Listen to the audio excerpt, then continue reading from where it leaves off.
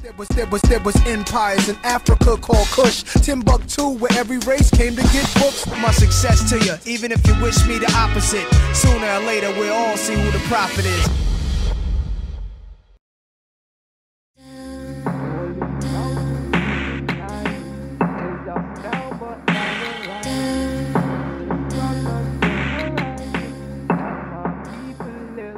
The F.A.B music.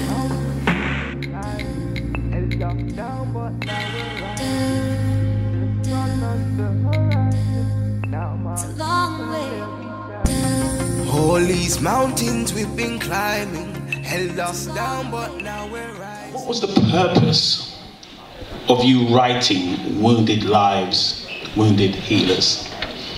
The purpose is I'm an intuitive healer, and throughout the work that I do with clients, I've been working a lot with clients who've been through domestic violence and sexual abuse, and also a lot of young boys, teenagers whose parents have brought them to me because they've tried to commit suicide. So for me, this whole passion that I have to reach into those spaces, those wounded spaces, and to say, you know, there is a way out. And so from looking at the range of clients that I have, the theme of wounded lives, wounded healers came to me, but also from my own journey, from my own wounded place, you know, coming through many, many diverse experiences of pain and woundedness. It was a way for me to tell my story in a very brief way, but also it was a way for me to collect stories from others who've been in that place and who are now practitioners facilitating healing in the lives of others. Right, Esther, my next question is a bit more, if you can expound on my previous question. What inspired you to write this book, and how did you come up with the title? I mean, is there a book, an author, an individual that gave you that inspiration?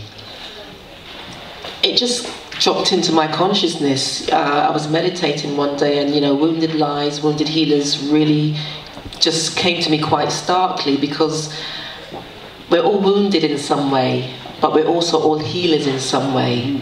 And so from that premise, I thought, what a great title for a book of this subject matter.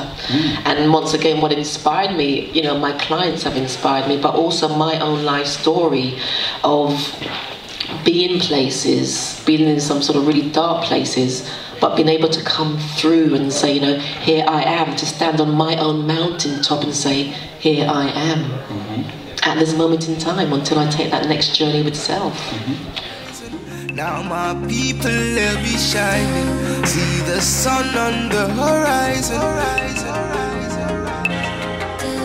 Now my people, they'll be shining.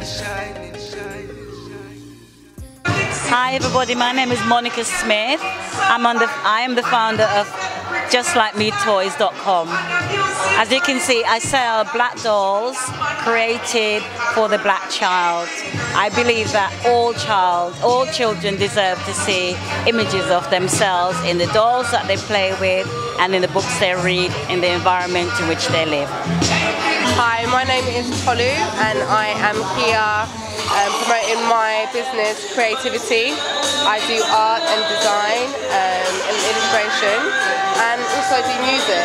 I'm here promoting some of my products today, greeting cards, illustration, and yeah, so thank you Bokush for allowing me to show off my store today.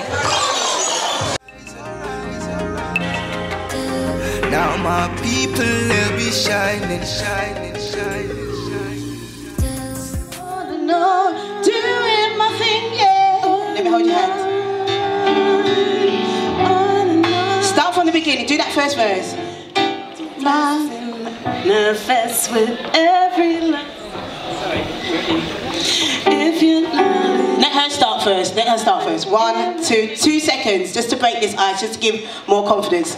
All right, so you start first. Oh my, my, my, I'm feeling high. My money's gone, I'm all alone. Sing it, baby. For 1, 2, 3, the work keeps turning. Oh, what a day. Get in your zone. What a day, what a day. Peace and blessings manifest with every lesson learned. If your knowledge was your wealth, then it would be well earned. If we were made in His image, then call us by our names. Most intellects do not believe in God, but the mirror's just the same. Open your eyes now. Ooh, on and on and on and on. Sing up. On and on and on and on. On and on and on and on.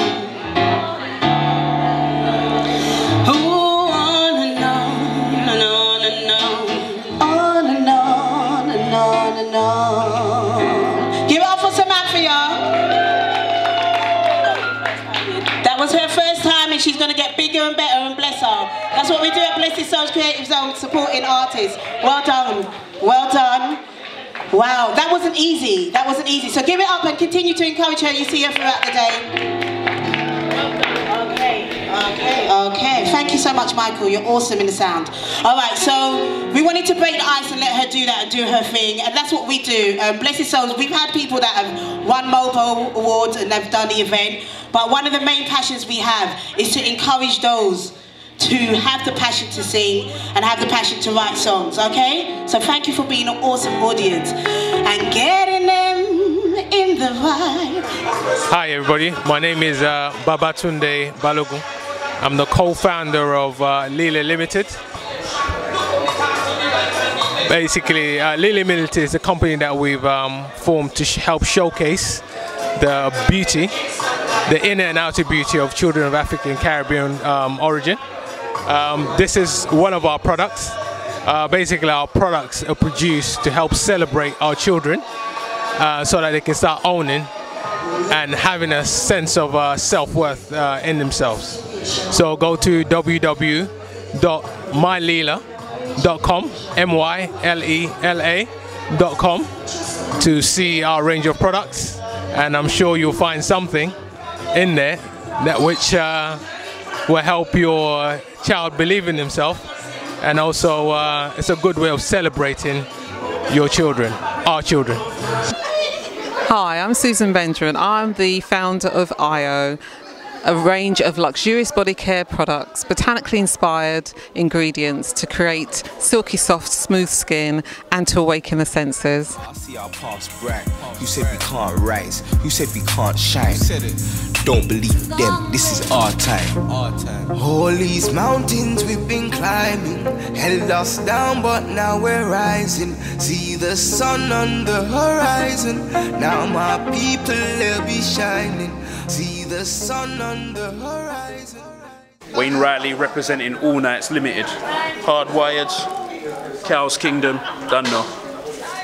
And you have Jesse at Quayford representing New Motive WLC. This is our flyers. Website www.newmotivewlc.com. And also I've got Red Tempo issue 1 that's out now. All Nights in the Building. All Nights in the Building. That's our partnership. And yeah, soon come.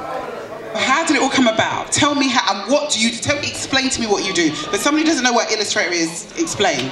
Okay, well, Illustrator is just a fancy title. I mean, I like to look at myself more as a creator and character designer. So what that basically means is, say for example you see characters in a computer game, for example, I'm the person that will make like lots of concepts of what the character will look like. So like Boondocks, is it Boondocks? Yeah, that could be one. Okay. So I might have done like 100 different drawings of Huey Freeman. I might have done one with him with dreads, one with him with a bald head and all sorts, and then basically afterwards a company might decide, you know what, we're going to go for this look. So I'm a character designer, basically. So how is that, in terms of getting business and branding and going out and they say, look, here I am. I mean, is there lots of illustrators, and are there a lot of black illustrators? There's a lot of people that have software on their computer at home that can draw. Right, that's the question I'm asking. But I don't know if, because the title, that's all it is really. It's about how much you put yourself out there. Right. Because it's like, it's very easy for me to say I'm a rapper. because I can say, yeah, get my mixtape tomorrow, and I can say I can show you like the website. But like with the work, I can actually show you the work I've done. Right. So that's the difference between. It's the same as like when you're doing books. Okay. The difference between being a writer and just someone that says they're a writer is that you've actually got some published work to show. Right. It's doing the work. It's actually doing the work. Yeah. So. And tell me your role in this. Well, I'm a colourist. Okay. I've been doing this for, colourist is more to say about a year now. Okay. So that's been more my thing that I do. But I've got my comic called Night Soul coming out next week. What have you got coming out next week? Night Soul. Okay. So where's that coming out? So that's my We're here to push it, girl. We're here to push it, girl. We're here to push it. So you can get that on our website at www.allnights.com. Okay, so it's over there. So we'll definitely have a look. So basically, it's a lot of help with the team because I'm a very, I love the whole team work. You can't do things by yourself. Right. Being in the team is a must. And if it wasn't ready for, to be honest, like Wayne is my partner, but he pushed me along and helped me, and I got to where I am now. So we've come a long way.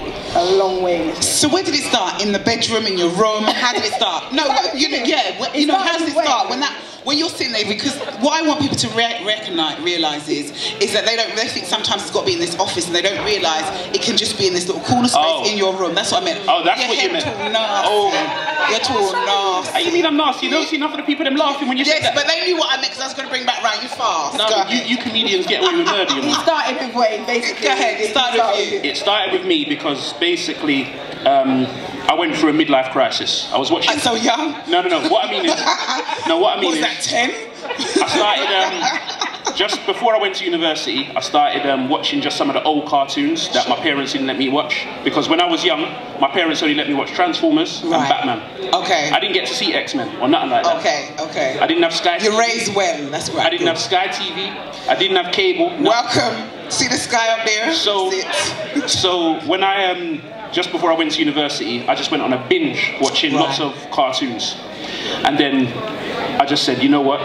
Either enough of them, hardly any of them are black, or they're dead in like the first 5 minutes. Yeah. So I just went on a militant wave and just made my own characters, and I made them all black.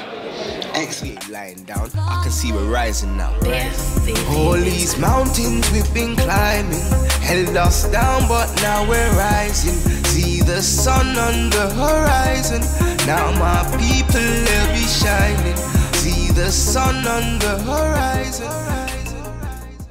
Right, my name is Nigel Beckles. I'm the author of, I can't remember the name of my own book now, shame. My name is Nigel Beckles. I'm with Kush TV. I'm the author of a new book, How to Avoid Making the Big Relationship Mistakes. I'm also a contributor to the new movie Looking for Love by director Menelik Shabazz, which will be on general release on the 21st of August in the UK. Okay, my name is Caroline Nita and this is Charmaine Guthrie, and the name of the brand is Opal Picture Frames Limited, and the beautiful jewellery that you've seen today is all part of Opal, and some of the wonderful pictures as well. They also do picture framing there, and they'll help you to pick the right frames, the right colours, etc. to make the picture very enhanced. Now my people, they'll be shining, shining, shining.